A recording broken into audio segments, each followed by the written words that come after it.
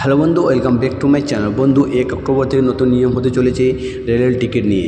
এই রেলের টিকিট আপনারা কাটতে পারবেন না আধার কার্ড ছাড়া। তাহলে আপনাদের এই রেলের টিকিট নতুন নিয়ম চালু হচ্ছে 1 অক্টোবর থেকে। এই নতুন নিয়মটা কী চালু হতে চলেছে, রেলের টিকিট আপনারা কীভাবে আপনারা কাটবেন, এই আধার কার্ড ছাড়া হবে না, অথেন্টিকেশন করতে হবে প্রথম, তা কীভাবে করবেন এবং নতুন নিয়ম কী চালু হতে চলেছে সমস্ত ভিডিও আলোচনা করব। তার আগে যদি আপনি আমার চ্যানেল নতুন হয়ে থাকেন তাহলে এরকম নতুন নতুন আপডেট পাওয়ার জন্য অবশ্যই চ্যানেলটিকে সাবস্ক্রাইব করে অন করে রাখবেন। যদি করেছেন আপনাকে অসংখ্য অসংখ্য ধন্যবাদ। আইআরটিসি টিকিট রুল 2025, আধার কার্ড ছাড়া আর বুকিং করা যাবে না রেলের টিকিট। নতুন নিয়মে যাত্রীদের মাথায় হাত। ভারতীয় রেল যাত্রীদের জন্য বড় খবর এনেছে। এবার থেকে আইআরটিসি থেকে ট্রেনের টিকিট কাটতে গেলে আধার কার্ড বাধ্যতামূলক করা হচ্ছে নির্দিষ্ট সময়ের জন্য। আধার কার্ড না থাকলে আপনি আর রেল যাতায়াত করতে পারবেন না। আধার কার্ড যাত্রীরা সমস্যায় পড়তে পারেন, বিশেষত বুকিং খোলার সময় 15 মিনিটে। আগামী 1 অক্টোবর 2025 থেকে এই নিয়ম কার্যকর হবে। Centre for railway information system অথবা CRIS আইআরটিসি একসঙ্গে মিলে নতুন সিস্টেম আপডেট করছে যাতে আধার ভিত্তিক অথেন্টিকেশন নিশ্চিত করা যায়।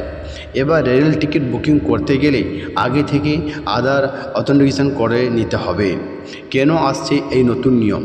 তো রেলের আধিকারিক সূত্রে জানা গেছে যে প্রতিদিন অনলাইনে কোটি কোটি টিকিট বুক করা হয়। অনেক সময় দেখা যায় টিকিট খোলার প্রথম কয়েক মিনিটে সেগুলি এজেন্ট বা সফটওয়্যারের মাধ্যমে ব্লক হয়ে যায়। এর ফলে সাধারণ মানুষের ভোগান্তি হয়।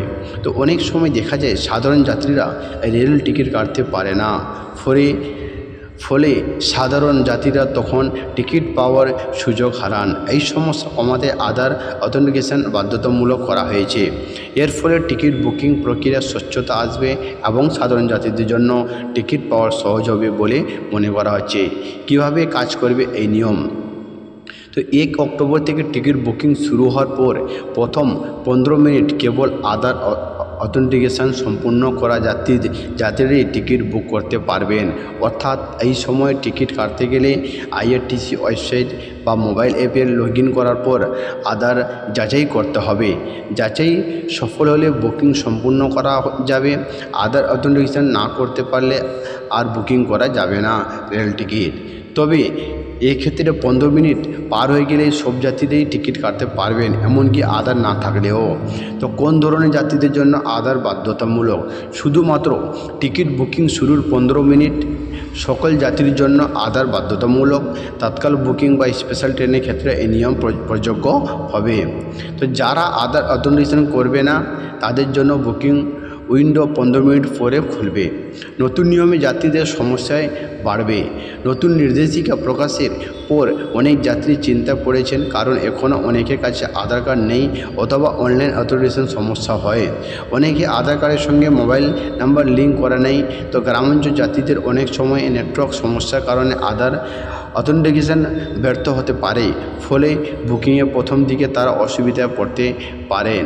তবে পরবর্তীকালে এই সমস্যার সমাধান করা হবে।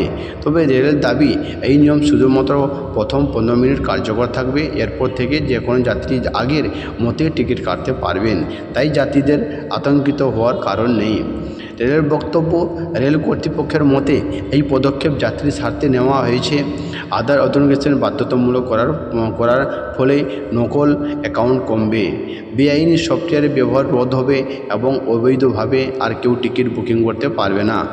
টিকিট কালোবাজারি অনেকাংশে বন্ধ হবে। এর ফলে সাধারণ মানুষও নিজের ইচ্ছামতো টিকিট বুকিং করতে পারবেন। সাধারণ যাত্রীরা টিকিট পাওয়ার ন্যায্য সুযোগ পাবেন।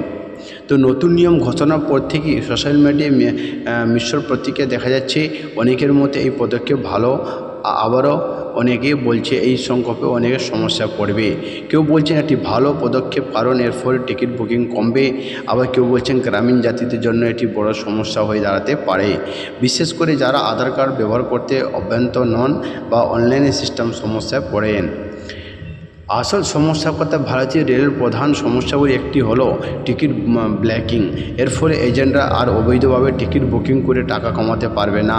অনেক এজেন্ট বেআইনি সফটওয়্যার ব্যবহার করে সেকেন্ডের মধ্যে বিপুল সংখ্যক টিকিট বুক করে ফেলে। সাধারণ যাত্রী তখন দীর্ঘ লাইনে থেকেও টিকিট পান না। আশা করছি আপনারা বুঝতে পেরেছেন। যদি ভালো লেগে থাকে তার অবশ্যই ভিডিও লাইক করবেন এবং অবশ্যই বন্ধু শেয়ার করতে ভুলবেন না। যদি কিছু প্রশ্ন থাকে অবশ্যই কমেন্ট করে জানাবেন, চেষ্টা করব আপনার প্রশ্নের উত্তর দেওয়ার জন্য।